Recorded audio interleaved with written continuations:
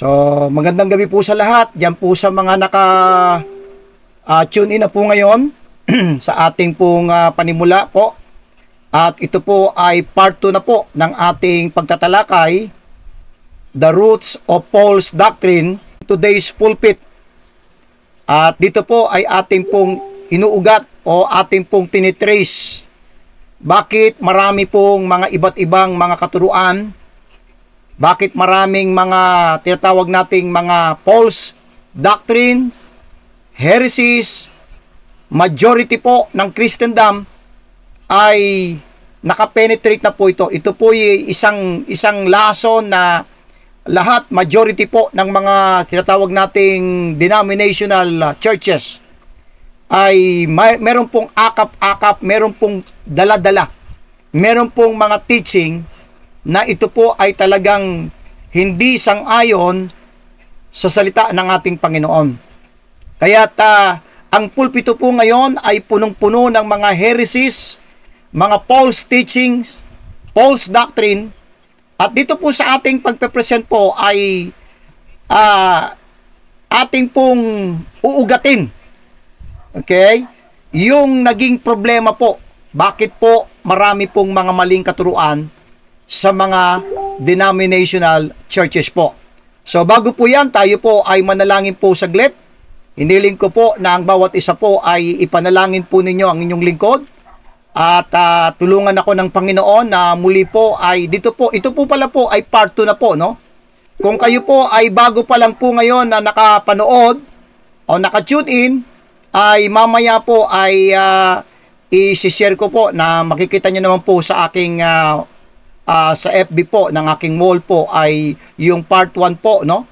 Ito po ay part 2 na po. So kaya kung sakaling ngayon lang po kayo nakapag-tune in, ay balikan po ninyo po yung nauna po naming lesson o pagtuturo po nitong The Roots of False Doctrine in Today's Pulpit. So manalangin po tayo. Dakilang Diyos na makapangyarihan po sa lahat, maraming salamat po muli po sa pribileyo na pinahintulot niyo po na muli po kami po ay makapag-broadcast ngayong gabi.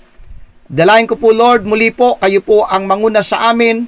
Hinihiling ko po, Lord, ang pagkilos po ng banal na Espiritu sa bawat isa, magbigay ng kaunawaan ang inyong salita, Panginoon, ang maging maliwanag ngayong gabi at makita po namin, Panginoon, ang ugat ng lahat ng maling doktrina sa mga denominational churches po. Kami po, Panginoon, ay patuloy na umaasa sa inyong gabay ngayong gabi at ang salita ninyo ang magbigay ng liwanag po at katatagan sa bawat isa, Panginoon. Salamat po sa mga pastors, church people, church members po na ngayon po ay naka-tune in na po. Kayo po, Panginoon, ang mag-bless at manguna, Panginoon, sa kanila habang sila po ay nakikinig po ng presentation ngayong gabi. Salamat po sa pangalan po ni Jesus. Amen at amen. So muli po ay isang mapagpalang gabi po ang aking pong pagbati po sa bawat isa po na naka-tune in po ngayong gabi po. Ano po? Alam po ninyo mga kapatid, ito po yung ating pong title The Roots of False Doctrine in Today's Pulpit. A study of how fallen truth was willfully abandoned, mga kapatid. Now, majority po ng mga churches ngayon sa ating pong panahon ay alam naman natin po kung kayo po ay kayo ay nagso-soul winning, kayo ay nag-evangelize o may mga conversation kayo sa mga unsaved. Majority po ng denominational churches sa ating kapanahunan ngayon, ito po yung doktrina nila salvation by works. Hindi sila naniniwala na ang kaligtasan is by grace through faith. Marami pong mga nakapaligid po sa ating pong lugar, maraming mga nakatayo na naglalakihang mga simbahan na ang kanilang doktrina po ay salvation by works. Ang tanong ganito mga kapatid, bakit may maraming mga churches ay bagamat may Bible silang hawak-hawak, bakit may ganong mga doktrina ang mga churches ngayon? Yun po yung ating pong tinatalakay po rito eh. Salvation by works, marami pong mga churches, marami pong mga churches po sa ating kapanahunan ngayon na perverted gospel ang kanilang daladala. Pag sinabi kong perverted gospel, yung gospel po na ipinapangaral po sa ating panahon po ngayon ay yung pong nakasaad po sa 1 Corinthians 15, 1-4, na ito po ay gospel of the grace of God. At ito pong gospel of the grace of God, nakapaloob po rito yung death, burial, and resurrection. So, ngayong gabi po, pansinin po ninyo yung mga majority po ng mga churches. Hindi po yun ang maririnig po ninyo na kanilang ipinapangaral. Okay? Wala po, hindi po ninyo marinig yung death, yung burial, and resurrection. Once na kayo po ay nakakapakinig ng mga mensahe po sa mga pulpito ngayon na hindi po talaga connected sa kamatayan ng Panginoon, sa pagkalibing at pagkabuhay na maguli, yan po ay perverted gospel. At yan po ay rampant po sa mga denominational churches po, mga minamahal. Now, ang tanong bakit ganon? Bakit maraming majority po ng denominational churches ngayon ay perverted gospel, salvation by works? Ano pa po? Post-tribulation. Naku po, ito po yung nakaka-penetrate na rin po ito sa majority po ng mga Baptist. Na ang paniniwala ng post-tribulation? Na ang church, the body of Christ, ay magdadaan sa tribulation period. Okay? Marami na po ngayong mga churches ngayon, yan ang akap-akap, yan ang itinuturo. Ang katanungan, bakit nagkaroon ng ganong doktrina ang mga churches? Non-dispensationalist. Ito po yung mga churches na hindi po ina-apply yung 2 Timothy 2:15 na study to show thyself approved unto God, a workman that needeth not to be ashamed, rightly dividing the word of truth. Hindi po sila naniniwala na ang Diyos ay sa iba't ibang panahon, sa iba't ibang mga tao, ay ang Diyos ay nag-dispense ng mga katotohanan sa iba't ibang mga pamamaraan, sa iba't ibang mga panahon.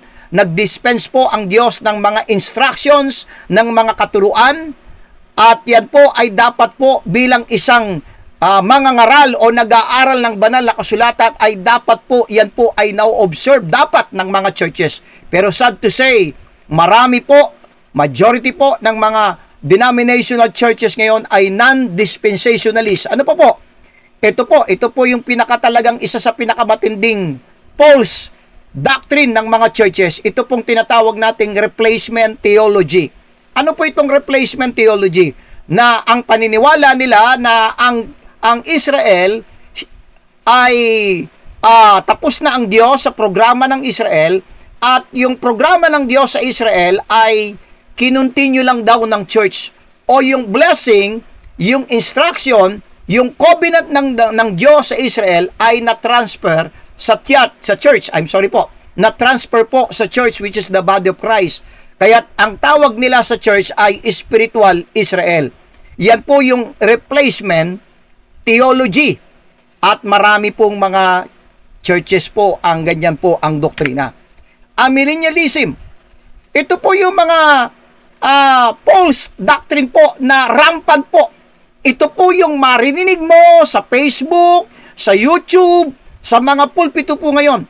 Ano po yung amillennialism? Hindi po sila naniniwala na may magaganap na 1,000 years reign of Christ. Hindi po sila naniniwala, pag sinabi mong amillennialist ka, hindi ka naniniwala na merong literal, physical, visible, earthly kingdom na itatayo ang Panginoon dito sa earth. Okay? Ano pa po? Ito pong Calvinism. Ito po, sa ilang daang panahon na po ito Okay? Ay isa din po ito sa nagpe-penetrate sa mga churches at nagko-cause sometime ng mga split sa bawat mga churches. At ang inyong lingkod, hindi po ko Calvinist. At later po ay makikita po natin sino ang nagpasimula ng teaching po ng Calvinism. And then Arminianism. Ito pong dalawang ito ay magkaaway at ang magka-opposite daw. Ang Arminianism, ang Calvinism, before the world began, before the foundation of the world, ay namili na ang Diyos kung sino ang masasave.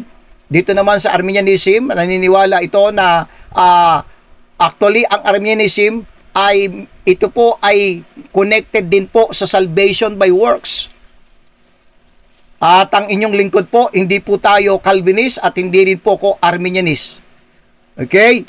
Ano po? Itong Baptist Brideism, ito po ay sikat na sikat po ito sa karamihang mga ibang mga Baptist na si Kristo daw ay Baptist at ang Baptist daw siya ang ikakasal kay Kristo, siya yung bride na wala namang matibay, wala namang talagang, bakit po nagkakaroon po ng ganitong paniniwala ang mga churches? Ano po? And then, ito po, Pentecostalism.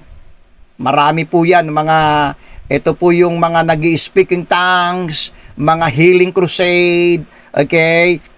At mga kababaihan na nagli-lead ng mga churches, nagpapastor, so-called mga kababaihan, at marami po ito eh.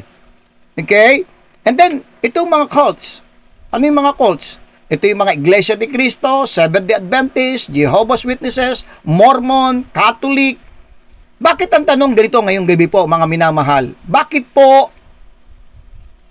itong mga teaching na ito ay ito po yung nakapenetrate ngayon sa mga denominational churches? Yan po yung ating pong uugatin eh. Okay? The roots of false doctrine in today's pulpits. Mga minamahal. At ugatin po natin yan at pagka po tayo po ay nag-aral po o nag-research po ng church history, mahalaga po sa church history yung church fathers. Sapagkat ito po yung mga church fathers po ang nag-imbento, nag-formula, okay? Nag-founded po ng mga teaching na yan po ay bunga na lamang po. Kung ano yung nakikita nyo, salvation by works, perverted gospel, post-tribulation, non-dispensationalist, replacement theology, amillennialism, Calvinism, Arminianism, Baptist Brideism, Pentecostalism, at mga cults, yan po ay bunga na lamang po ng mga pinormulate or inimbento ng mga church fathers. Mahalaga po ito eh. Si Irenaeus, si Cyril, si Cyprian, si Origen, Ignatius, Justin Martyr, isa-isayin po natin po ito, Tertullian, Augustine, si Ambrose, Clement of Alexandria, Jerome, John Chrysostom, Eusebius of Caesarea. Ito po yung mga church fathers po sa history po, sa church history. At available po ito na pwede po ninyong ma-research po.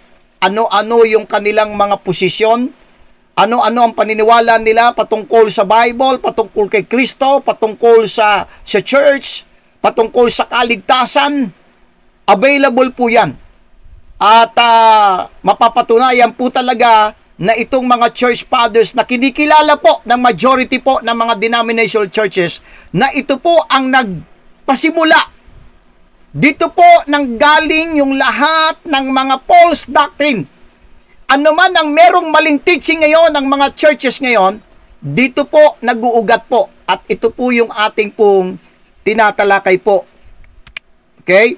At isa sa pinakamalaga po, yung ito po ay paano yung revelation ng Panginoon kay Paul ay willfully ay inabandon ng mga churches po. Alam po ninyo, ang Christendom ay binubuo ito ng may kasamang biblical Christianity, Israel's Kingdom Program, okay, with mixture ng paganism. Yan po yung Christendom. Okay? At yan po yung nakikita natin sa mga churches ngayon. Yan po yung Christendom. Kung ano yung kabuuan ng Christendom, papansinin nyo, may hawak na Bible, pero merong mix ng Israel's kingdom and then merong paganism. Yan po ang Christendom. Now, ito po yung pinaka-overview po ng aking lesson, no? At medyo nire-recap ko lang ng konti yung mga nakaraang pag-aaral po natin para po Baka po may mga bago, ngayon lang po naka-tune in, pero muli po ay sasabihin ko po, kung ngayon lang po kayo nakapag-tune in po dito sa ating pagtatalakay, ay ito po ay part 2 na po. So, ipopost ko po ulit yung pong part 1 para po maunawaan ninyo ano ba yung pinag-uusapan po natin dito. Okay? Ang overview po ng pinaka-lesson ko po dito po sa pagtatalakay po natin, unang-una, the revelation of the mystery to and through Apostle Paul. Yan po yung na-discuss po natin sa nakaraang pagtatalakay natin. And then, Paul establishes local churches. Matapos pong ma-receive, matanggap ni Apostle Paul yung mga teaching, yung mga mystery truths na inirevealed ng Panginoon sa kanya, ay si Apostol Pablo po ay nagkaroon ng tinatawag nating mga missionary journey po. Naglakbay po siya, naglayag po siya, at nag-establish po siya ng maraming mga local churches. Number 3 po, sa ating pinakabuang outline po nitong aking lesson, local churches enter apostasy. Makikita natin mamaya na yung mga na-establish po na mga local churches through Paul ay willfully abandoning Pauline truth. Talagang tinalikuran po nila yung teaching po na nirevealed ng Panginoon kay Apostle Pablo. And then number 4 po sa ating outline po, from the death of Paul to the Apostolic Fathers. Overview of the patristic period. Ito po yung tinatawag natin as the Church Fathers. Okay? So, mayroon pong pagkakataon po dito sa ating presentation na tayo po ay dadako sa history. Bakit po kailangan nating ugatin itong isyong ito? Kasi para maunawaan natin, bakit po maraming false doctrine ngayon sa mga pulpito ngayon? Ito po yung ating pagtatalakay. Inuugat natin yung pinaka dahilan. Okay? At para makita ninyo, magkaroon kayo ng malawak na kaalaman patungkol po sa bagay na to. And then, number 5 po sa aking outline, a closer look at some of the church fathers. Iisa-isain po natin, mga minamahal, yung mga church fathers. Sino po ba itong mga to? Ano po ba yung kanilang posisyon, paniniwala? Okay? And then number 6, a study of saints who stood for aspects of Pauline truth despite persecution. Pero, meron pong mangilan-ngilan po na mga believers na nanindigan po sa katotohanan ng teaching po na inirevealed ng Panginoon kay Apostle Paul. And then, pinaka-conclusion po, to make all men see what is the fellowship of the mystery. Now, alam po natin sa Acts chapter 9. Okay? Balikan lang natin ng konti si Apostol Pablo. Yung kanyang Damascus experience na na-encountered po niya ang ating Panginoong Hesukristo po. Sabi sa Acts chapter 3 verse 9, and as he journeyed, he came near Damascus, and suddenly there shined round about him a light from heaven. And he fell to the earth, and heard a voice saying unto him, Saul, Saul, why persecutest thou me? Verse 5, and he said, What thou, Lord? Sabi ni Apostol Pablo. And the Lord said, I am Jesus, whom thou persecutest. It is hard to thee, for thee to kick against the pricks. Verse 6, and he trembling and astonished said, Lord, what wilt thou have me to do? And the Lord said unto him, Arise and go into the city, and it shall be told thee what thou must do. So dito po sa pangyayaring ito sa Acts 9 verse 3 to 6, na kung saan ay personally ay nakaharap niya ang ating Panginoong Jesucristo, at sa kanyang testimony po sa Acts chapter 26 verse 16, ay ito po yung kanyang testimony po dito sa pangyayari sa Acts chapter 9. Sabi po niya, But rise, stand up upon thy feet, for I have appeared unto thee for this purpose. So tinawag ng Panginoon, mga minamahal, si Apostol Pablo, may layunin po ang Panginoong Jesucristo. Ano yung layunin po ni Kristo? Bakit po tinawag ng Panginoon si Pablo? To make thee a minister, okay, to make thee a minister and a witness both of these things which thou hast seen, and of those things in the which I will appear unto thee.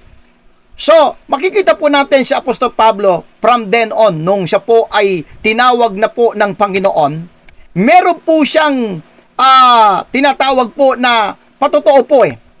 Dito po sa 1 Timothy chapter 4 o chapter 2, verse number 7. 1 Timothy chapter 2, verse number 7, whereunto, mga minamahal, mahalaga po ito, I am ordained. Si Apostol Pablo po, siya po ay inordained. Okay? He was ordained, number 1, a preacher. Number 2, an apostle. Number 3, a teacher. Okay? Mahalaga po ito. Apostle Paul, sa kanyang sinabi sa 1 Timothy 2:7, siya po ay inordained bilang preacher, bilang apostle, bilang teacher. Para saan po? Para kanino? Sabi diyan, of the Gentiles, in faith and verity. Napakahalaga po yan, mga kapatid eh. Sabi niya, whereunto I am ordained a preacher and an apostle, I speak the truth in Christ, and lie not, a teacher of the Gentiles in faith and verity. Mga minamahal, nababasa ba natin to sa ating mga Biblia? Binibigyan ba natin ito ng masusing pagtanggap na ito po, si Apostol Pablo po, siya po ay inordained as a preacher, an apostle, and a teacher. Para kanino? Para sa atin ng mga Gentiles. Dagdagan pa po natin sa 2 Timothy chapter 1, verse number 11, whereunto, hindi lamang inordained si Pablo, kundi appointed. Ang laga po niyan. Okay? I am appointed, number 1, a preacher, number 2, an apostle, number 3, a teacher. Kanino? Of the Gentiles. Napakahalaga po ito, mga kapatid eh. Hindi po tayo pwedeng magbulag-bulagan dito. Maliwanag na maliwanag po na si Apostol Pablo po, siya po ay preacher, inordained as a preacher and an apostle and a teacher of the Gentiles. Si Paul po, inappoint po siya ng Panginoon, a preacher and an apostle and a teacher of the Gentiles. Pero bakit po, mga kapatid, marami pong mga bulag dito sa mga talatang ito? Bakit marami pong nagbubulag-bulagan sa bagay po na ito, mga kapatid? Which is given me. Mahalaga po ito. Si Paul po, meron po siyang statement na may ibinigay po sa kanya. Which is given me. Ano po yun? Babasahin po natin sa 1 Corinthians chapter 3 and verse number 10 po, mga minamahal. Okay? Makikita po natin po ito pong bagay po na to. Sabi sa 1 Corinthians chapter 3, verse number 10, according to the grace of God, nais kong pasinin po ninyo, which is given unto me. Dahil siya po ay inordained a preacher, an apostle, and a teacher, dahil siya po ay appointed a preacher and apostle to the Gentiles, of the Gentiles, may ibinigay ang Panginoon kay Paul. According to the grace of God, which is given unto me as a wise master builder, I have laid the foundation, and another buildeth thereon, but let every man take heed how he buildeth thereupon. May ibinigay po sa kanya. Okay? Isa-isa po natin yan. Sabi sa Ephesians chapter 3, verse number 2, if you have heard of the dispensation of the grace of God, which is given me. Mga kapatid, mahalaga yon. Meron pong ibinigay ang Panginoon kay Apostol Pablo na hindi po ibinigay sa 12 apostles. Ano po yon? The dispensation of the grace of God. Sabi diyan, which is given me, ang purpose, to you, word, para sa atin, the body of Christ. Hindi po ibinigay per se lang ito kay Pablo para sa kanya lang, kundi para po sa atin po, mga minamahal. Kaya po sa ating panahon ngayon, ito pong tinatawag na the dispensation of the grace of God, pero ito po ay nirevealed, dinispense kay Apostol Pablo, which is given me. Sa 1 Corinthians 3:10, which is given unto me. Another verse po, Colossians chapter 1 verse 25. Colossians chapter 1 verse 25. Whereunto I am made a minister. Ang ganda po, no? Hindi lang siya ordained, appointed, siya po ay minister. According to the dispensation of God, which is given to me, for you to fulfill the word of God. So may mga ibinigay ang Panginoong Hesukristo po kay Apostol Pablo. Maliwanag po yan, mga kapatid. Okay? maliwanag po yung mga talatang binabasa po natin, no? Na ito po ay minamali ng maraming mga tagapagturo po, mga kapatid. Ano po ba yung mga ibinigay nito? What are these things? Ito mga mystery truths that God revealed to Apostle Paul. Binabalikan lang po natin po ito, no po? Nire-recap lang po natin, nire-refresh ko lang po yung bawat isa po sa atin, bagamat ito po yung nabanggit ko na po doon sa ating first part po ng ito pong ating pagtatalakay. Pero ano ba itong mga binigay ng Panginoon? Sabi niya, which is given unto me sa 1 Corinthians 3:10. Okay? At makikita po natin ay sa Ephesians chapter 3 verse number 2, may ibinigay sa kanya. Sa Colossians 1:25, which is given to me. So, mga kapatid, maliwanag na maliwanag po na meron pong ibinigay si Kristo sa kanya. Okay? Ano-ano po itong mga bagay po na to, mga kapatid, na ibinigay ng Panginoon kay Apostol Pablo? Ito po yung mga mystery truths that God revealed to Paul. Ibinigay po ng Panginoon kay Paul. Ano po? Now, tingnan po natin. Eternal life. Okay?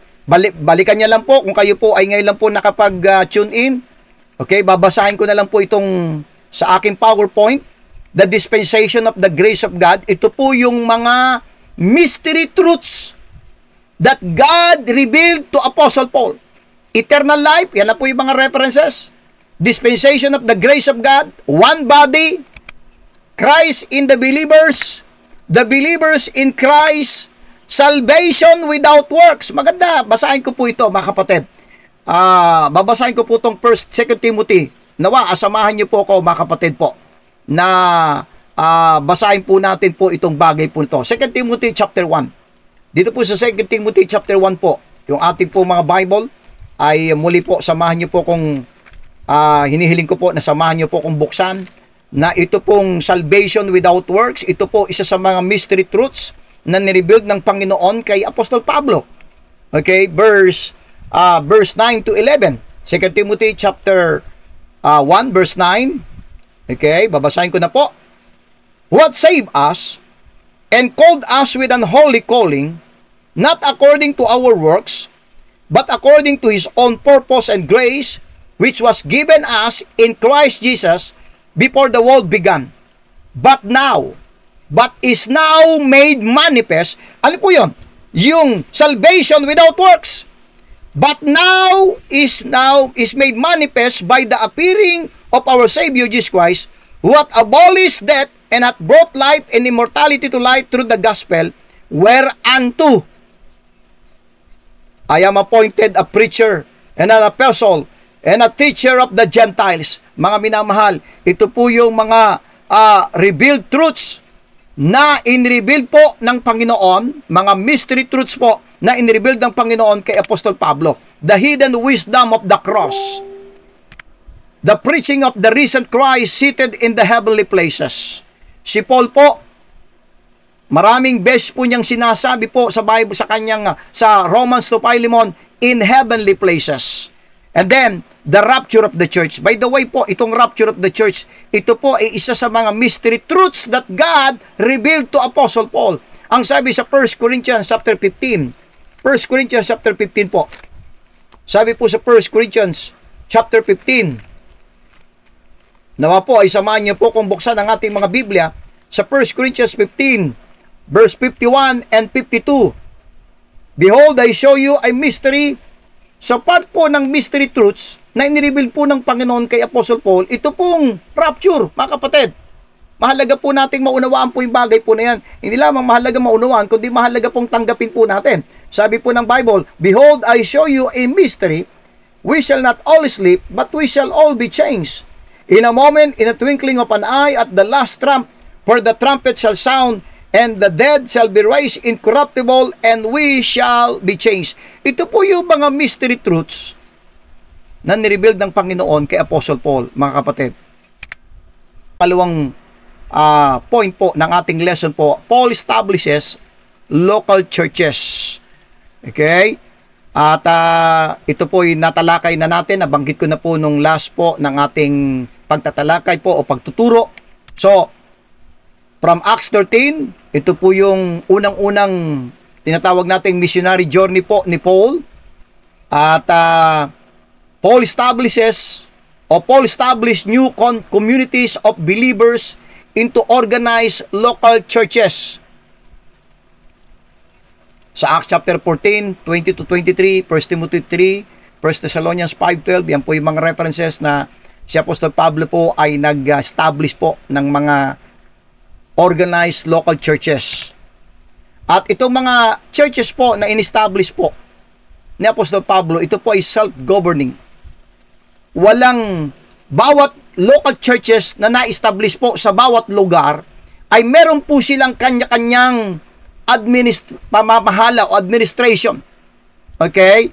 Pamamahala o gobyerno. Walang sumasaklaw na isang tao sa mga churches, kundi bawat local churches, sila po ay self-governing. Walang nagko-control sa mga local churches na katulad sa ating panahon ngayon, na meron pong hierarchy, na meron pong nagko-control na isang tao sa lahat ng mga local churches. Ang mga local churches po na na-establish po sa Bible ay self-governing, self-supporting, and then self-propagating. Yan po yung tatlong mahalagang bagay na mga local churches na na-establish po during Paul's ministry po. There was no higher governing authority over the churches other than the rightly divided scriptures and their duly appointed eldership. Patutunayan ko po sa inyo na ang Bible po ay hindi po nagtuturo ng hierarchy. Hindi po siya nagtuturo, ang Bible po ay hindi po nagtuturo ng merong nagko-control o yung tinatawag nating centralization ng mga churches. Mga kapatid, sabi sa 1 Corinthians 1:24, not for that we have dominion over your faith, but are helpers of your joy, for by faith ye stand. Si Pablo po, sabi niya, not for that we have dominion.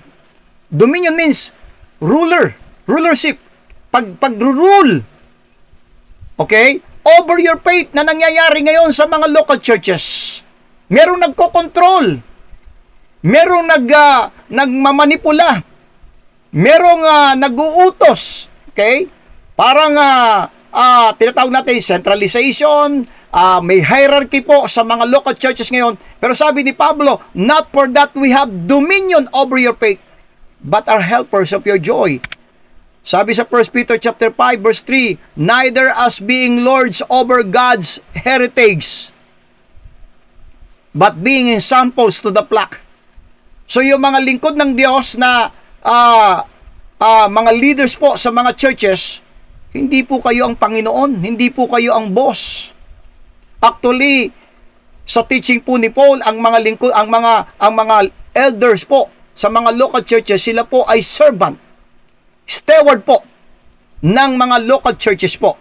And then tingnan po natin sa Matthew chapter 20 bilang patunay na maging ang ating Panginoon po ay hindi po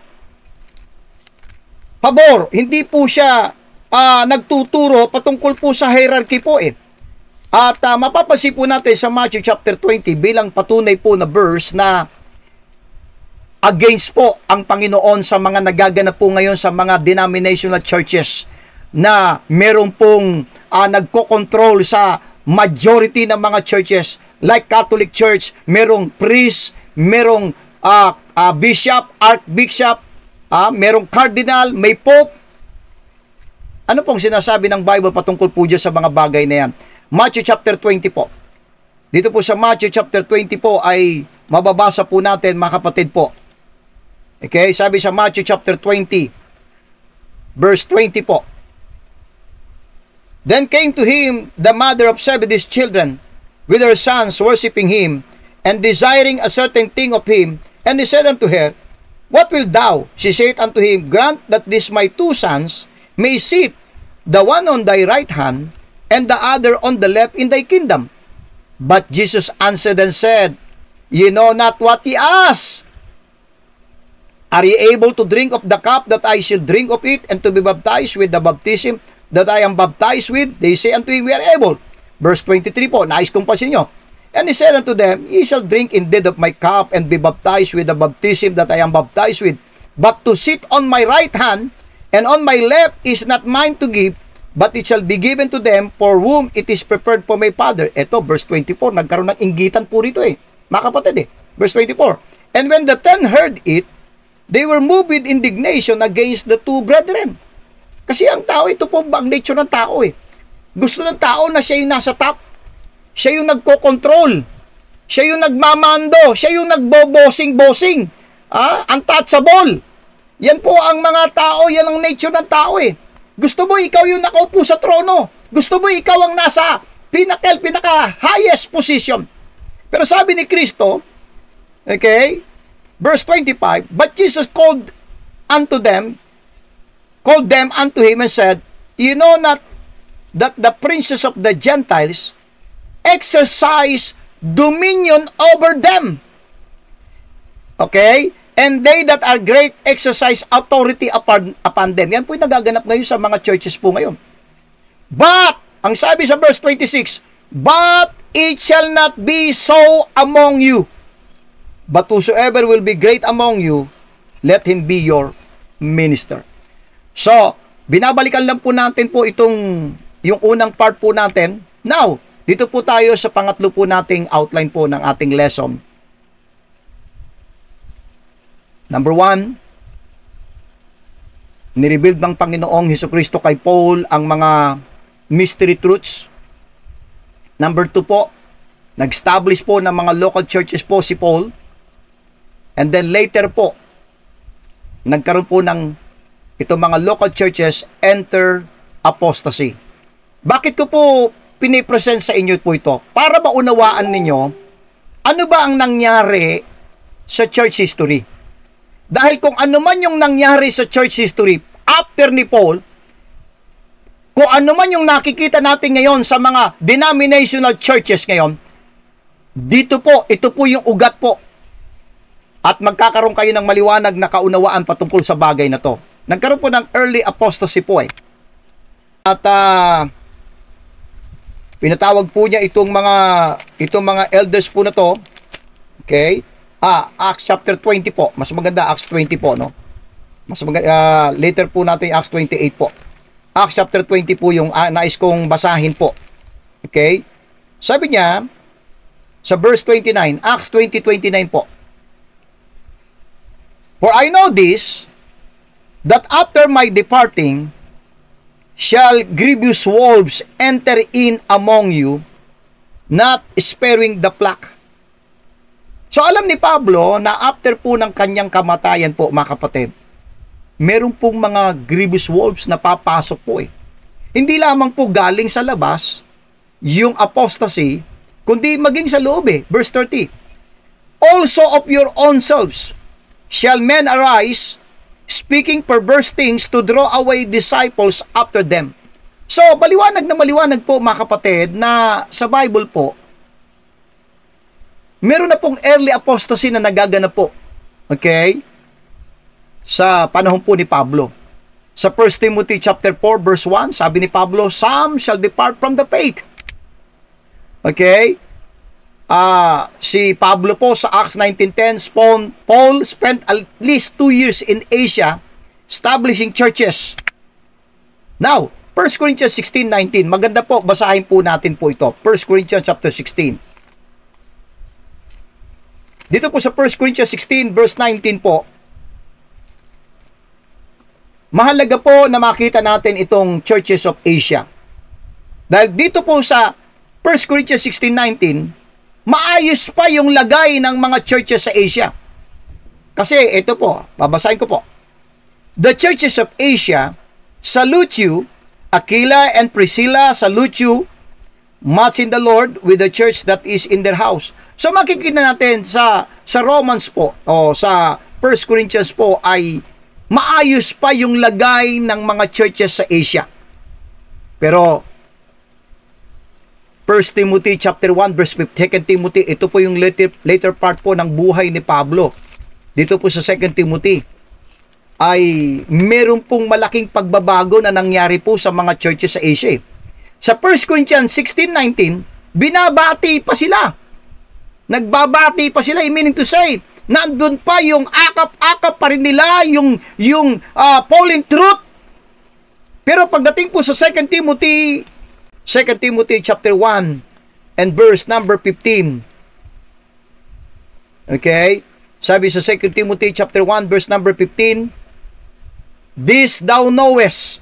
Nais kong samahan niyo po kung buksan po ang ating mga Biblia po dito sa 2 Timothy 1:15 para maunawaan po natin bakit pagdating sa church history wala kang makikita na ine-emphasize yung Romans to Philemon, yung mga teaching na nirebuild ng Panginoon kay Paul, yung mga mystery truths na yan. Maunawaan po natin dito sa 2 Timothy 1:15. This thou knowest, that all they which are in Asia be turned away from me, of whom are Phygellus and Hermogenes. All they which are in Asia be turned away from me. What these verses teach is that people will already departing from the unique message and ministry of Paul while he was still alive, mga kapatid. Habang nabubuhay pa lang si Pablo, meron nang nagkaroon na ng nag-apostasy na po yung mga churches. Ang sabi ng Bible, all they which are in Asia be turned away from me.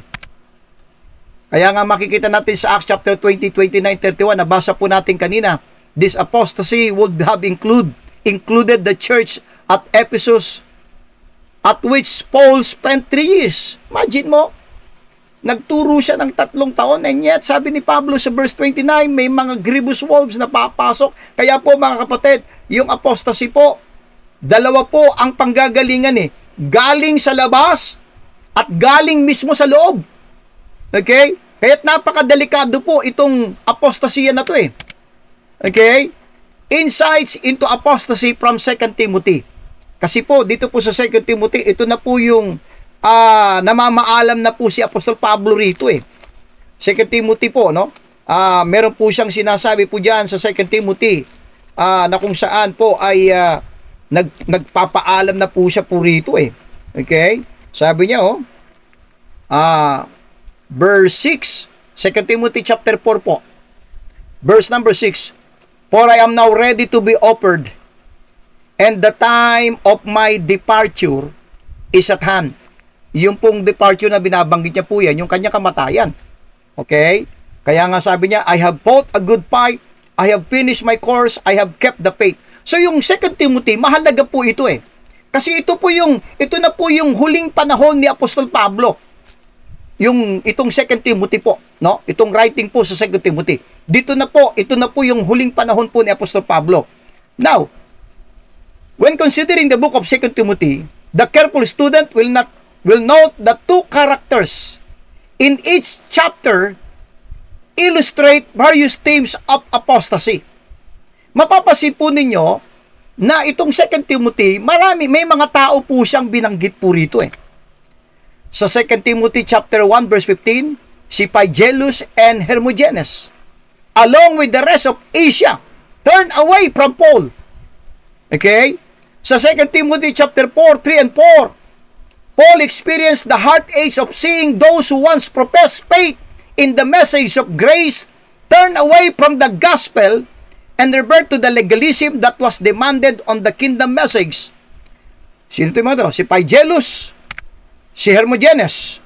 Isa-isa po natin po ito. Sa 2 Timothy chapter 2 verse number 18, okay, si Hymenaeus and Philetus have heard concerning the truth.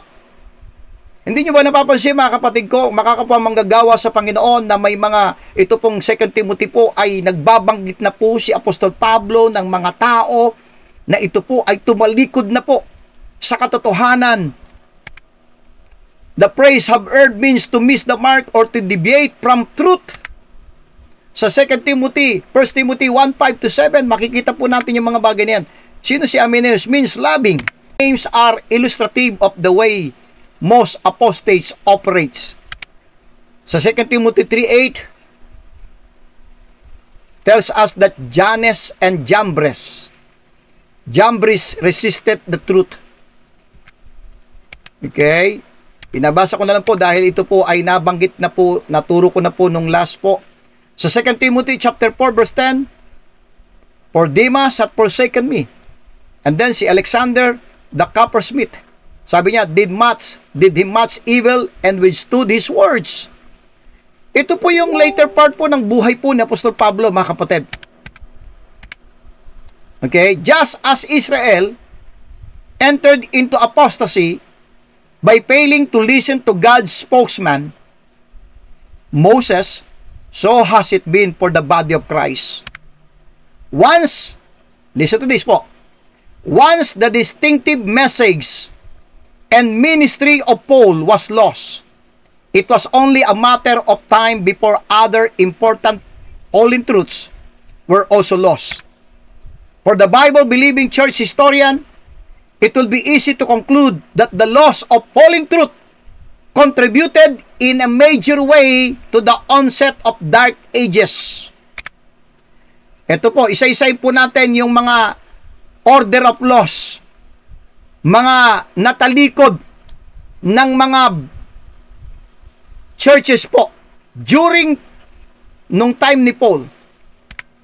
First, the distinctive message and ministry of Apostle Paul. Yan po ay nawala after po ni Apostol Pablo.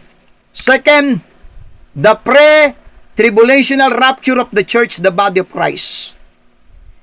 Papakita ko po sa inyo, patutunayan ko po sa inyo sa church history, okay, during church fathers, ito po yung mga nawala po. The distinctive message and ministry of Apostle Paul.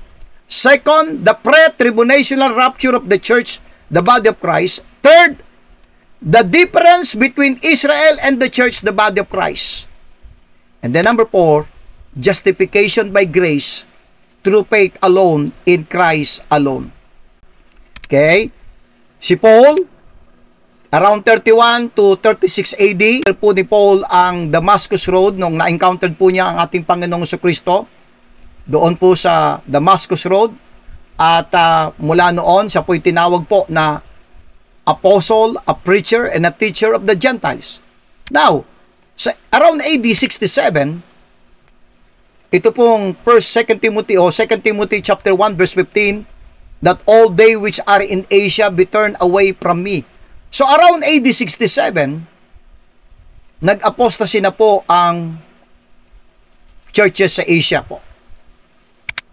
And then around AD 68, according to Wikipedia, the pre-encyclopedia, Paul was killed during the Neronian persecution. And then, after po, talagang naging laganap na po yung apostasy. Pero, before namatay si Paul, pinatay si Paul, sa 2 Timothy 1:15, may nagaganap na pong mga pagtalikod sa katotohanan. At after ng kamatayan ni Pablo, talagang naging rampant na po, naging laganap na po yung apostasy. Now, around AD 100 to AD 787, ito po yung tinatawag po nating patristic era o church fathers. So, ibig sabihin, sa loob ng 687 years, dito po sa period na to, lumitaw po itong tinatawag nating church fathers at dito po lumitaw yung salvation by works. After ng kamatayan ni Pablo, nagkaroon po ng apostasya, okay, ay dito po lumitaw po yung church fathers po, mga kapatid. At dito po lumitaw ang doktrina ng salvation by works. Dito po lumitaw na ibinabalik ulit yung mga believers sa law. Dito po lumitaw yung pong replacement theology na yung church, yan yung spiritual Israel. Yung church na transfer yung covenant ng Panginoon sa Israel sa body of Christ. Kailan po nangyari po yon? Yung doktrina na yan. Kailan po na-invento? Kailan po na-develop? Kailan po nag-evolve yung mga teaching na yan? Dito po sa panahon ng patristic era po. Amillennialism. Okay? Okay? Nawala ng 1,000 years reign ni Kristo. Okay? And then, dito po lumitaw na develop yung post-tribulation. Kaya kapag kami nakakaharap po kayong mga post-trib, mapapansin po ninyo kapag kayo po ay subukan po ninyo, mga kapwa ko manggagawa sa Panginoon, para mapatunayan ko po sa inyong ako po ay talagang totoo po itong aking sinasabi po mga kapatid. Subukan po ninyong mag-type po ng post-trib po sa YouTube at yung history. Patutunayan po nila sa inyo na during 100 to 787, ang posisyon ng mga churches daw, according to them, ay post-trib. Bakit po? Dahil ito po yung panahon na develop po yung teaching na yan. During patristic era o church fathers. Post-tribulation, millennialism, church ang naging spiritual Israel, salvation by works, and then yung hierarchical organization na nabago po yung sistema, yung gobyerno ng mga local churches during Acts period. Ito na ngayon ay nagkaroon na ng hierarchy, nagkaroon na ng may mataas na meron nang nagko-control sa mga local churches. Ito po yung panahon na lumitaw yung mga heresies. Ito po yung panahon na lumitaw po itong mga false doctrine to, mga kapatid. Pasinin po ninyo, around 1800 pa lamang po, tinawag na si John Nelson Darby na the father of dispensationalism. Kaya kapag nakakaharap po ninyo yung mga against po sa dispensationalism, sasabihin niya sila sa inyo, 1800 lang na invento yan. During 100 to 787, walang nagtuturo nun. Yes, agree po ako. Pasinin po niyo po ito. Dispensationalist po. Okay? At against po ito sa dispensationalism po. Okay? Maging sa rightly dividing.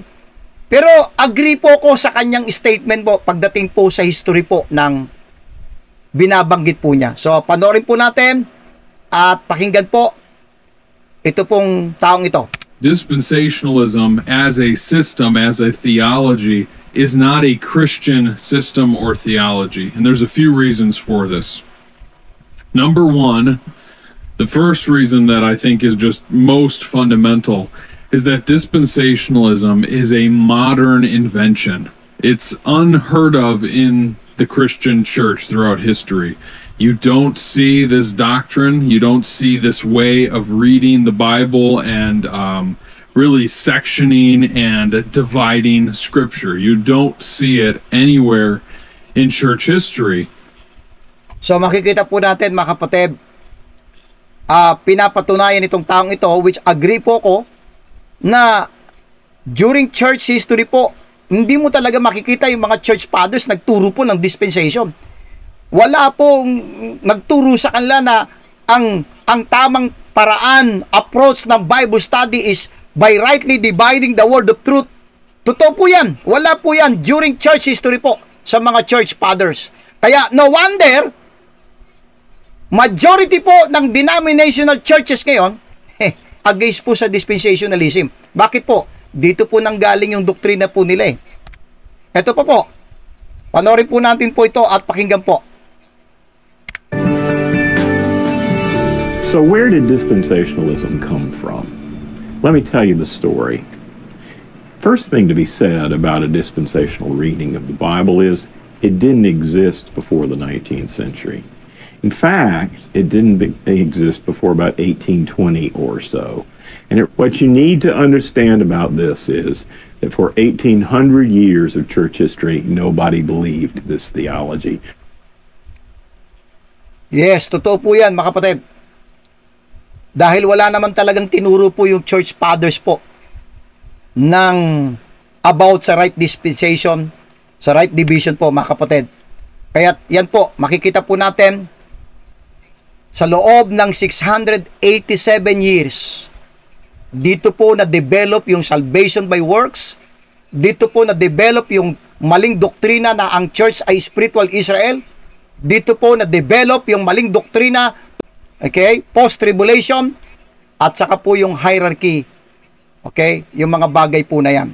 Now, isa po nating kaibigan po na rightly divider po ang accurate po yung kanyang statement po patungkol po dito sa ating pine-present po ngayong gabi. Pakinggan po natin po siya ng maigi po. In most church fathers' writings, there's no mention of the distinctive doctrines of grace, the multiple mysteries of the dispensation, nor the uniqueness of the body of Christ, the one new man. Most of the teachings of the church fathers come from the Old Testament, the four Gospels, and the Hebrew epistles. Rightly dividing the word of truth is nowhere to be found among the church fathers' teachings. The church fathers did not promote Pauline doctrine. They taught Jesus and the apostles. So talagang totoo po. Ang mga church fathers po, at least po ay yan po ay available na pwede po ninyong i-research po. Yung mga iniwang mga sulat po ng mga church fathers, never po ninyong mababasa na nagturo po sila ng rightly dividing the word of truth. Mga minamahal. Now, dito tayo sa number 4, from the death of Paul to the apostolic fathers. Okay?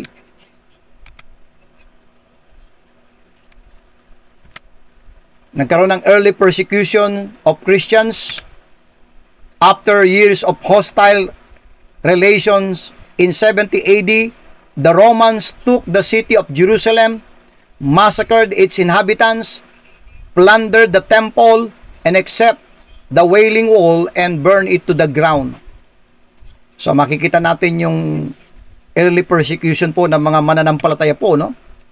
While no emperor regarded the Christians as enough of a threat to institute of systematic empire-wide campaign against them until 249 AD, multiple local temporary persecutions resulted in many martyrs, the most famous of which was Polycarp of Smyrna, a student of Apostle John, who was executed in 155 AD for refusing to offer incense to the emperor. Ito na po, yung apostolic fathers po. Church historians give much attention to the writings of the so-called apostolic fathers because they represent the writings of those who were still alive during the lifetime of the New Testament epistles. In studying the work of apostolic fathers, it quickly becomes apparent that there is a considerable difference in quality from the New Testament writings and that there is a little new material offered. Instead, what we see articulated is a version of Christianity that bears virtually no resemblance to the one Paul taught in the church epistle. Makikita po natin pagpasok po ng mga church fathers po, hindi po nabigyan ng emphasis po yung mga mystery truths na nirevealed ng Panginoon kay Apostle Paul. Sabi ng isang historian po, Dawson Barlow, ang kanyang The Apostasy of the Christian Church, when he states, with the close of the apostolic age, the great distinctive truths of the Pauline revelation had vanished from the thinking and dialogue of those in Christian leadership. Kaya no wonder po, kapag ka po nagpe-present po tayo sa mga churches ng dispensationalism, ng rightly dividing, sasabihin lang, bago yan ah. Wala sa history yan eh. Ito po yung inuugat po natin, mga kapatid. When the church fathers began their writings, most of them described a religion that was vastly different from the Christian faith so clearly revealed and described in the church epistles. In all the writings of the church fathers, there is no mention of the distinctive doctrines of grace. Mga minamahal, muli po, pakinggan po natin po, ito pong si Brother Paul Pelter po, at alamin po natin ano ba yung naganap during the tinatawag nating church fathers po. Muli po, panoorin po natin at pakinggan po. The church fathers, aka the patristic fathers or the patristic theologians, roughly 200 to 600 AD, they were saved as pagans with no background in the scriptures. Pagan Greek philosophy was the major influence upon the church fathers. The church fathers' background was Greek paganism, not the Old Testament. Because of the destruction and scattering of Israel in AD 70, it was easy to believe that God was done with the Jews. The promise of a future glory of Israel were then misappropriated to the church. This is replacement theology. We still suffer under this heresy today, as many scriptures meant for Israel are stolen and misapplied to the church, the body of Christ. This hideous doctrine of replacement theology was based on what the church fathers observed and not what was written in the Bible. For several centuries, they observed the unbelief, destruction, and scattering of the Jews. Their homeland being a desolate wilderness, they assumed this was their permanent state. The promises God made to Israel were then incorporated into the church, robbing Israel and polluting the true nature of the church, the body of Christ. This quote sums it up. Because of this failure to distinguish law and grace, Israel and the body of Christ, prophecy and mystery, the inevitable result was catastrophic confusion. Instead of observing what God had separated, man tried to blend and mix and harmonize. Thus, the law was robbed of its terror, and grace was robbed of its freeness. It became hidden that the law of God condemns the finest of Adam's posterity, and grace redeems the worst of the same family. Prophetic truth was confused, and mystery truths were all but completely lost. However, the most tragic result of the error of the church fathers was that the body of Christ lost the glory of its present mission and purpose by becoming a hybrid, a bastard offspring of Christianity and Judaism, popularly referred to as spiritual Israel, of which Satan, not God, was the architect, and unbelieving man the builder. End quote. The Apostasy of the Christian Church, R. Dawson Barlow, page 138. So makikita po natin mga kapatid, maliwanag na maliwanag po na during patristic era po, yung teaching po, yung mga mystery truths na nirevealed kay Paul, ito po ay nawala po. Kaya't majority po ng mga denominational churches, wag na po tayo magtaka, mga kapwa ko, mga rightly dividers po, mga dispensationalists, wag po tayo magtaka, bakit sasabihin nila, wala naman sa church history yan eh. Bago lang yan eh.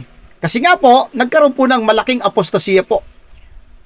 Nung panahon ni Paul, after ni Paul, at pumasok itong mga church fathers, at lalo pong nagpalala sa apostasiya po. At anuman po yung nag-evolve during church fathers po, yun po ngayon yung akap-akap, yun po ngayon yung mga teaching po ng mga denominational churches po sa ating panahon po ngayon, mga kapatid. Okay, let's go to number 5. A closer look at some of the church fathers.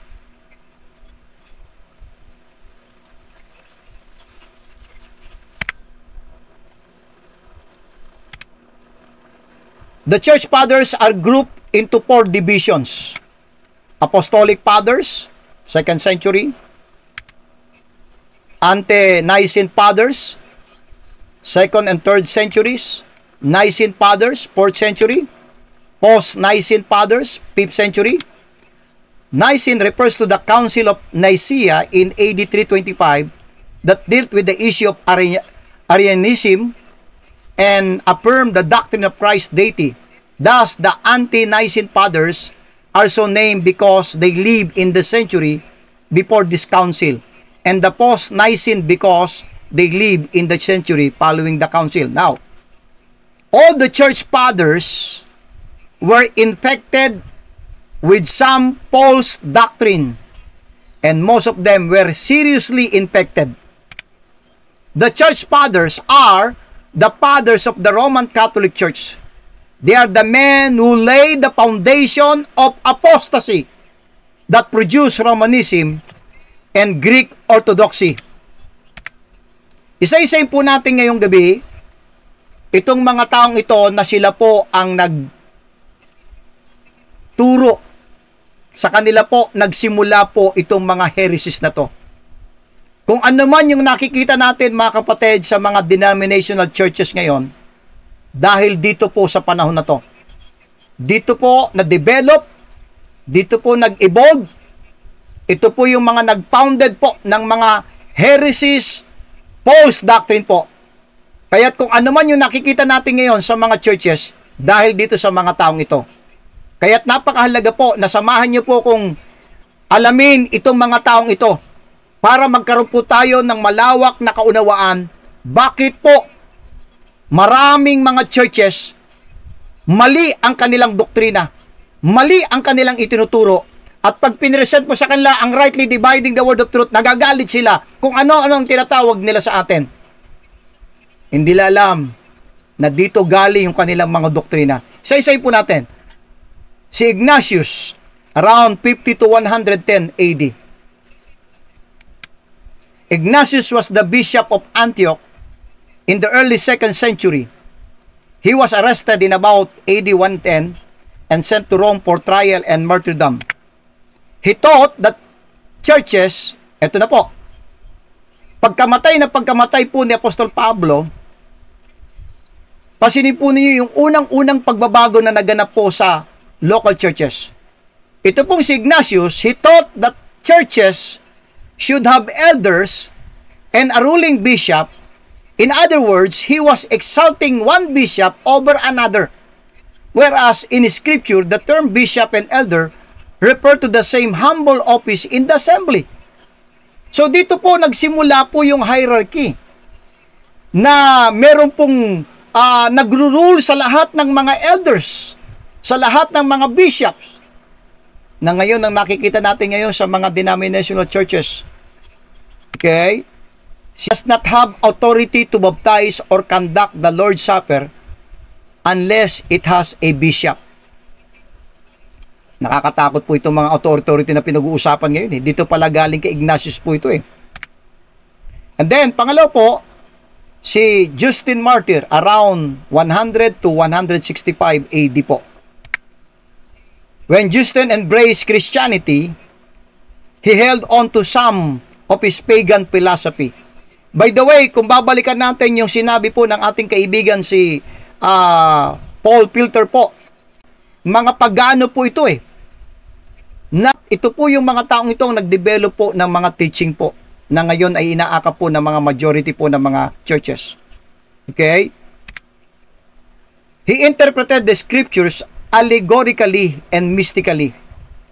For example, ito pong si Justin Martyr. The 1,000 years mentioned in Revelation 20 is not a literal 1,000 years but stands for something else.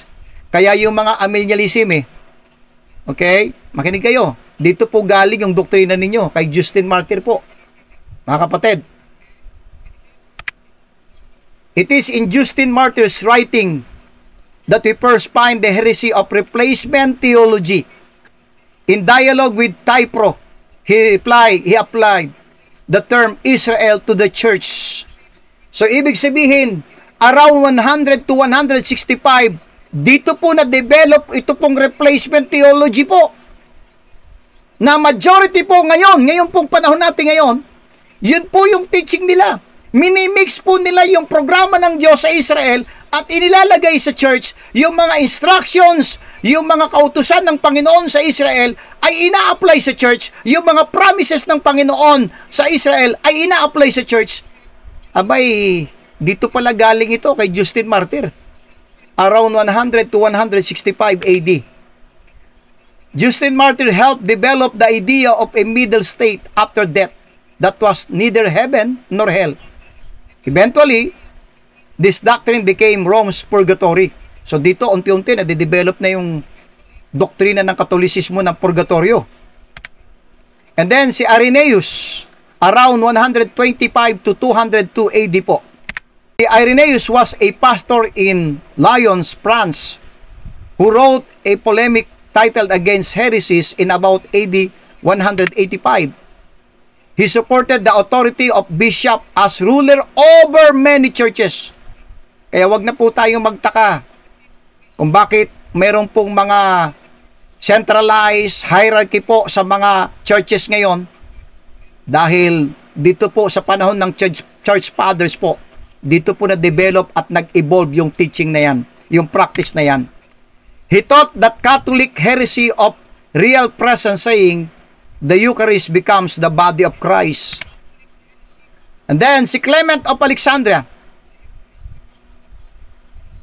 Bakit po natin iniisa-isa po itong mga church fathers po na to? Bakit po pinipresent ko po sa inyo ngayong gabi po ito? Kasi napakahalaga po itong mga taong ito pag ang pinag-uusapan po mga false doctrine po. Dahil ito po yung panahon during patristic era o church fathers, dito po, ulitin ko po, dito po na-develop, dito po nag-evolve, dito po na-invento ang lahat ng maling doktrina. Okay? Around 150 to 230 po, Clement of Alexandria. From 190 to 202, Clement headed the heretical school of Alexandria, Egypt, founded by Panteleus, which intermingled the Greek philosophy of Plato and with Christianity. Clement helped develop the false doctrine of purgatory and believed that most men would eventually be saved. He denied the unique deity of Jesus and his atonement, saying the Logos of God became man so that you may learn from man how man may become God. Okay, yan po ay cited from Bernard McGinn, The Presence of God, Volume 1, The Foundations of Mysticism, page 107. Jesus was therefore merely the supreme model toward the path of divinity. So, mapapansin po natin yung mga bagay na yan. And then, how about Tertullian? Si Tertullian, 155 to 255 AD. Tertullian lived in Carthage in North Africa, located on the coast of Mediterranean Sea in modern Tunisia between Libya and Algeria. Tertullian lived, okay? Though he fought against Gnosticism, he also exalted the authority of the church beyond that allowed by Scripture. He taught that the church authority comes through apostolic succession. Kaya mga kapatid, kapag ka nakakarinig po tayo na tinitrace nila yung kanilang church sa panahon ng mga apostol, dito po na-develop po yun mga kapatid sa panahon nito Tertullian. Okay? He adopted Montanism, believing that Montanus spoke prophecies by inspiration of God. So dito pa pala galing yung mga teaching po ng mga Pentecostal na hanggang ngayon naniniwala pa rin sila ng revelation ng Panginoon. Okay? He taught that widows who remarried committed fornication. Thus, he exalted the condition of virginity in an unscriptural way. The church in its monastic system of unmarried monks and nuns and its doctrine that priests cannot marry. The New Testament encouraged younger widows to remarry. 1 Timothy 5:14. He classified sins into 3 categories and believed in confession of sins to a bishop. So dito po na-develop na yung pangungumpisal sa mga bishop. He said that the human soul was seen in a vision as tender light and a color of air. He claimed that all human souls were in Adam and are transmitted to us with the taint of original sin upon them. He taught that there was a time when the Son of God did not exist and when God was not a father. He taught that Mary was the second Eve who by her obedience remedied the disobedience of the first Eve. This was a stepping stone toward Roman Catholic Church many heresies about Mary. So dito nagsimula na po yung mga bagay po na yan. Ano po? Cyprian. Okay? Around 255-58 AD. Cyprian was the bishop of Carthage in Africa. Cyprian defended the unscriptural doctrine that certain bishops had authority over many churches and that all pastors must submit to them. Mga kapatid, kung nakakakita man tayo ngayon ng mga hierarchy po sa mga churches, dito po na-develop yan panahon po ng church fathers na merong nagko-control sa lahat ng mga churches, sa lahat ng mga pastor. He supported the heresy of infant baptism. No wonder Cyprian was made one of the saints of the Catholic Church. How about si Origen? Mahalagang tao po ito pagdating po sa apostasya po ng mga churches. Around 185 to 254 AD. Sino ba si Origen? Origen founded in a school of Caesarea from which he expounded his errors far and wide through his students and his writings. Origen disbelieved the full inspiration and infallibility of the scripture, holding that the inspired men apprehended and stated many things obscurely. Kaya po sa ating panahon ngayon, kapag ka po tayo po ay nakakarinig ng hindi naniniwala sa inspiration po ng salita ng Panginoon at infallibility po ng Bible, mark that man, dito po nanggaling yung turo niya. Kay Origen. Si Origen po, he rejected the literal history of the early chapters in Genesis and of Satan taking the Lord Jesus up to high mountain and offering him the kingdoms of the world. Hindi po naniniwala si Origen po na yung first 3 chapters po ng Genesis 1, 2, and 3 na yan ay literal na nangyari po. Okay? Isa sa mga historian po. Okay? Durant quotes Origen. Sabi niya, "We is so foolish as to believe that God, like a husbandman, planted a garden in Eden and placed it in a tree of life so that one who tasted of the fruit obtained life." Sabi niya, Origen denied the literal creation described in Genesis 1 and 2 and the literal fall of Genesis 3. He denied the biblical doctrine of the Trinity. He believed that the Holy Spirit was the first creature made by the Father through the Son. Kaya pag nakakaharap po ninyo yung mga Jehovah's Witnesses, dito po galing yung doktrina nila eh. Okay? Iglesia ni Cristo. He taught that Jesus is a created being and not the eternal Son of God. Could imagine around 185 to 254 AD, dito na-develop, dito na nag-evolve itong mga teaching na to na ngayon ay makikita natin sa mga simbahan ngayon. Okay? Mga kapatid, si Origen, he taught that man can become divine as Jesus is divine. Okay. This statement is grossly heretical on 3 counts. Ito pong ano po ni Origen. Sabi niya, for Christians see that with Jesus human and divine nature begin to be woven together so that by fellowship with divinity human nature might become divine, not only in Jesus but also in all those who believe and go on to undertake the life which Jesus taught. Okay? Again, Celsus 3:28. This statement is grossly heretical on 3 accounts. 3 counts. Number 1, it teaches that Jesus' deity is not unique, but is a model for all men. Number 2, that salvation is achieved by following Jesus' teaching. And number 3, that man can become divine like Jesus. Mga kapatid, at marami pong mga doktrina na galing po kay Origen.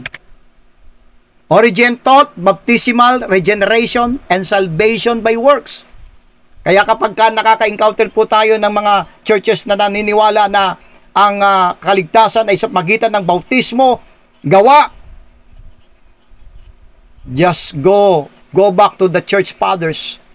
At dito po, nag-evolve yung mga teaching na yan. Mga minamahal.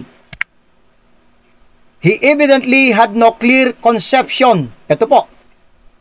He evidently had no clear conception of the Pauline doctrine of justification by faith. Louis Berkhoff, The History of Christian Doctrines, page 65. This is an important fact because it means that the gospel origin thought was a false gospel and he therefore was under God's curse. Kaya't kapag ka po nakakakita tayo ng mga churches na hindi naniniwala na ang justification is by faith, alam naman natin, at least alam natin kung saan po nanggaling po yung bagay na yan. Si Origen po, he believed in a form of purgatory, and what's this? And universalism. All men will be saved. Dito pala galing kay Origen po, yung universal salvation, believing that even Satan would be saved. Mga kapatid, he denied the literal fire of hell. Kaya kapag nakakaharap po natin yung mga Jehovah's Witnesses at hindi naniniwala sa literal hell, yan, galing po yan kay Origen. He believed that men's soul are pre-existent and that stars or planets possibly have souls. Regarding the sun, however, and the moon and the stars as to whether they are living beings or without life, there is not clear tradition. Okay? Origen cited by W.A. Georgens, The Faith of the Early Fathers. He denied, what's this po? Kay Origen po, he denied the bodily resurrection. Yung mga naniniwala sa soul sleep na hindi magre-resurrect yung body, galing po kay Origen claiming that the resurrection body is spherical, non-material, and does not have members. He denied the tangible physical nature of the resurrection body in clear contrast to the teaching of Scripture. Ito po ay galing sa Encyclopedia of Christian Apologetics, Origen. He was condemned by the Council of Constantinople on this count. Origen, listen to this, rejected the testimony of Apostle Paul in Colossians chapter 2 verse 16 to 23. He lived as an ascetic. He even castrated himself in his foolish zeal for the alleged superior holiness of celibacy over marriage. Origen was also one of the chief fathers of the allegorical method of Bible interpretation. Sa kanya po nagsimula po itong ini-spiritualize yung salita ng Panginoon. Na majority po na maririnig natin sa mga pulpit ngayon, ini-spiritualize po, ina-allegorical yung mga verses po sa Bible. He claimed that the scriptures have little use to those who understand them literally. He described the literal meaning of scripture as bread and encouraged the student to go beyond this historicalism, whereby one can become intoxicated and transported to the heavenly realms. Origen's commentaries contain a wealth of fanciful interpretation, abounding in heretical revisals of scripture. Frederick Nolan, Inquiry into the Integrity of the Greek Vulgate, page 367. As for Origen's character, sabi ni Discussion of Robert Louis Debney, okay, page 383, sabi po niya, he was evidently dishonest and tricky, and his judgment most erratic. As a controversialist, he was wholly unscrupulous. Mga kapatid, ito po yung mga nire-recognize ng mga majority po ng mga churches na church fathers. Dito po nag-evolve yung lahat po ng mga heresies po na taglay-taglay ngayon ng mga churches.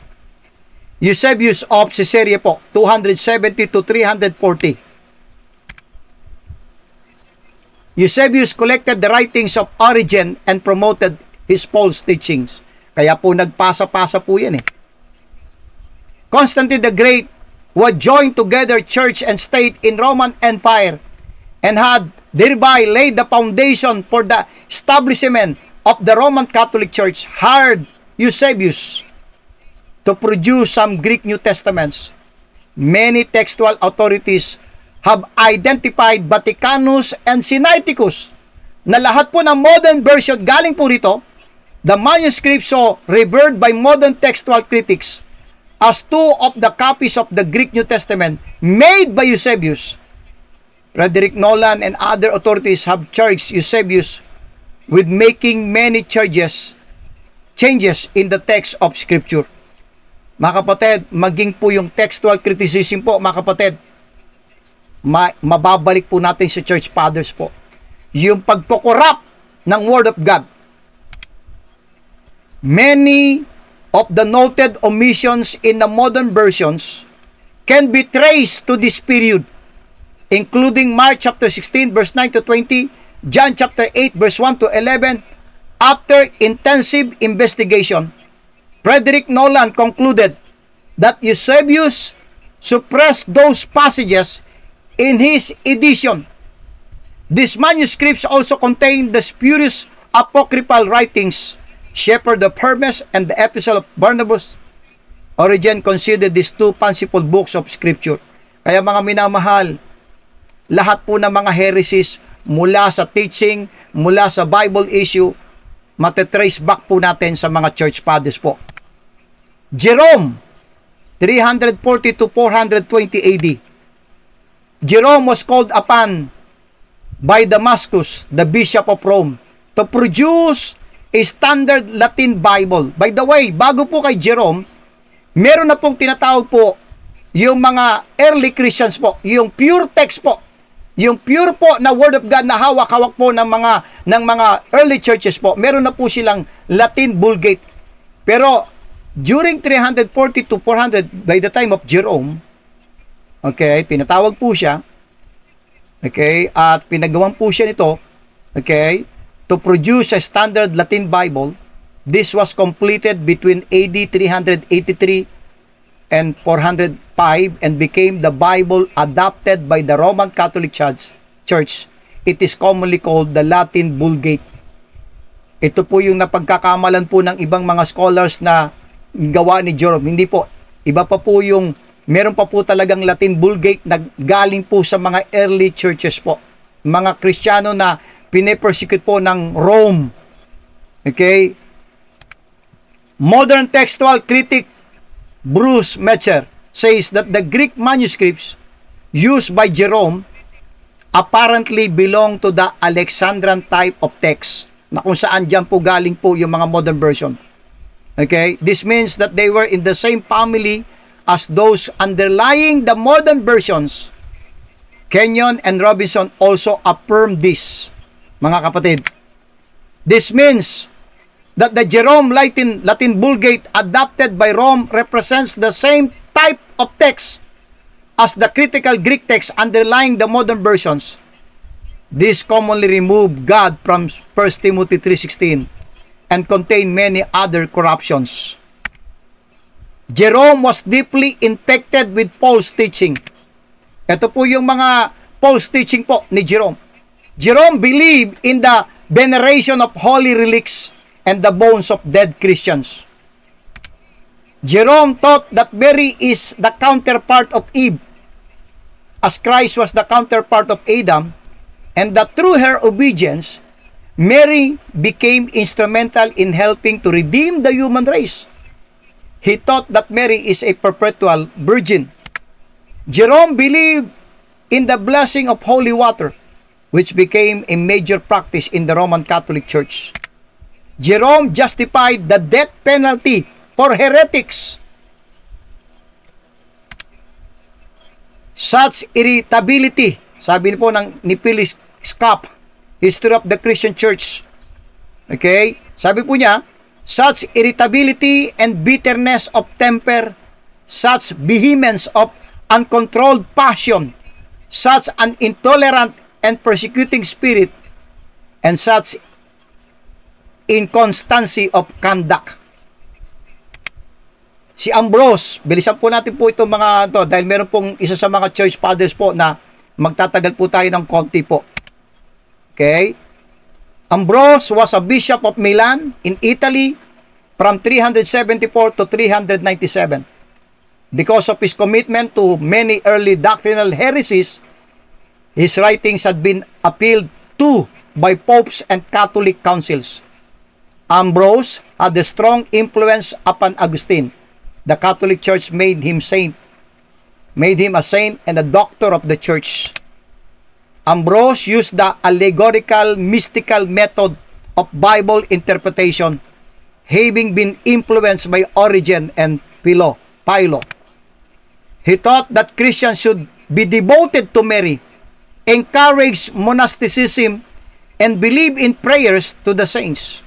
Mga kapatid, ito po yung mga church fathers po na kinukot ng majority po ng mga Protestant churches at mga denominational churches po.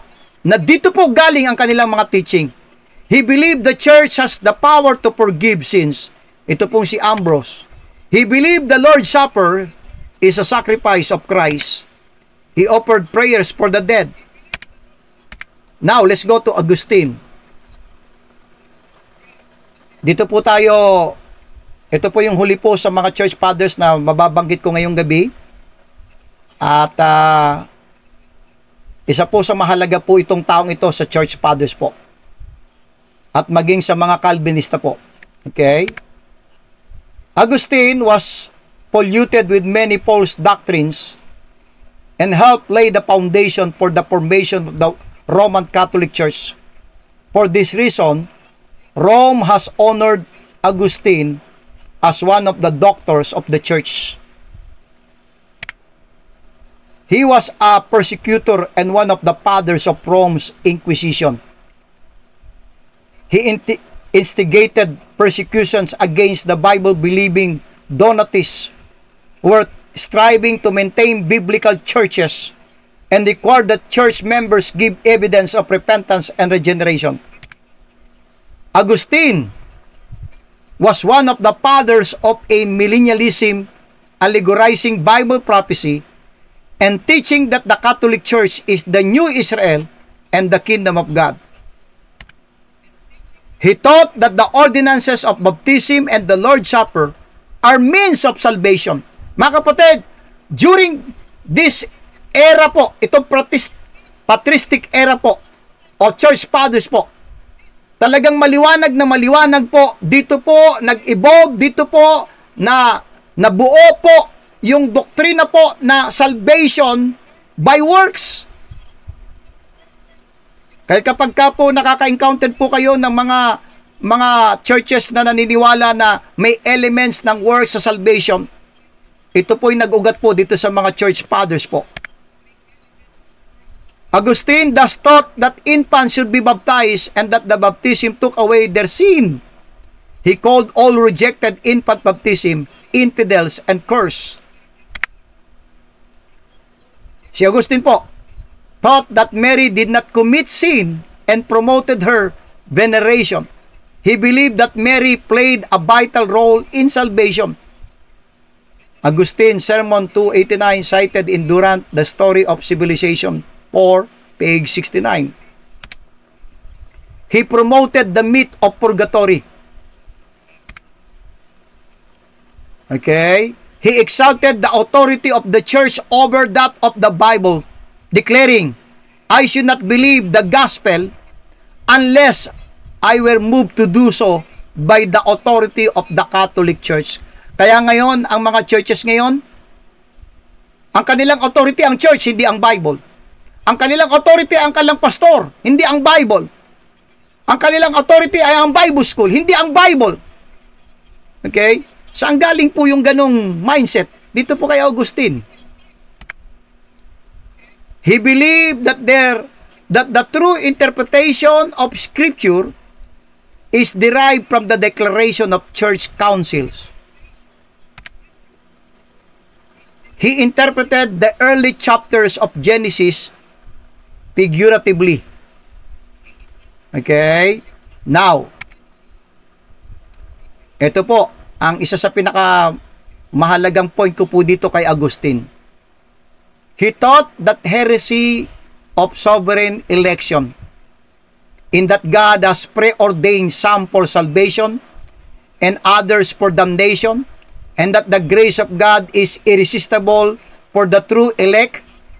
By his own admission, si John Calvin po, in the 16th century, derived his tulip theology on the sovereignty of God from Augustine. Calvin said, etong sabi po ni John Calvin po, if I were inclined to compile a whole volume from Augustine, I could easily show my readers that I need no words but his. Mga kapatid, isa sa mga church fathers na pinanggalingan po ng heresy po ng Calvinism, galing po kay Agustin. Where did John Calvin get his system? Na ngayon po ay rampant po, ito po ay nag-infected, talagang ito po ay pumasok sa mga churches. Ito pong tulip Calvinism. Kaya kapag ka po nakakaharap ko yung mga Calvinist, sasabihin nila sa akin, yung doktrina daw ng Calvinism ay makikita daw sa church history, pero yung dispensationalism, rightly dividing, wala daw yun. Totoo po yun. Kasi nga po, balikan po ninyo yung ating lesson po at saka yung part 1, nagkaroon po ng apostasy. At lumitaw po itong patristic era na kung saan nabuo itong mga teaching na to, dinevelop ito ng mga church fathers. Now, alamin natin kay Spurgeon. Ano sabi ni Spurgeon tungkol sa Calvinism? Kay Calvin. Calvin got his Calvinism from Augustine. Okay? Kent Kelly, Inside the Tulip Controversy, Southern Pines, Calvary Press, 1986, page 22. Okay? Mismong si Spurgeon, sinabi niya, saan nanggaling yung doktrina ni Calvin? Kay Agustin. Si Butner, isa sa mga reform po, church, remarks, sabi niya, Augustine had taught the essentials of the system 1,000 years before Calvin was born. Sa libro po ni Butner, Predestination, page 4. So maliwanag na maliwanag po, mga minamahal, na yung doktrina po ng Calvinism, nagugat po dito sa mga church fathers, mga kapatid. Augustine was wrong on baptism. He was wrong on philosophy. He was wrong on the church. He persecuted the heretics and killed people who will oppose to his belief. He was wrong on the sacraments and the nature of the Lord's Supper. He was also mistaken on the millennium and hermeneutics, the resurrection, eternal security, and marriage. Why would anyone think he will be right on election and predestination? Kung dito sa mga bagay na to, nagkamali si Agustin. Sa baptism, sa philosophy, pinipersecute niya yung mga early Christians, pinapapatay niya. Millennialist siya. Hindi siya naniniwala sa body resurrection, walang eternal security. Why would anyone think he will be right on election and predestination? Mga minamahal, pansamantala ko pong ikakat muna po itong ating presentation.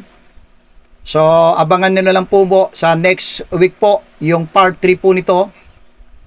At marami pa pong, may mga ilan pa po tayong mababanggit po dito sa mga church fathers. Now, ang question what's my point?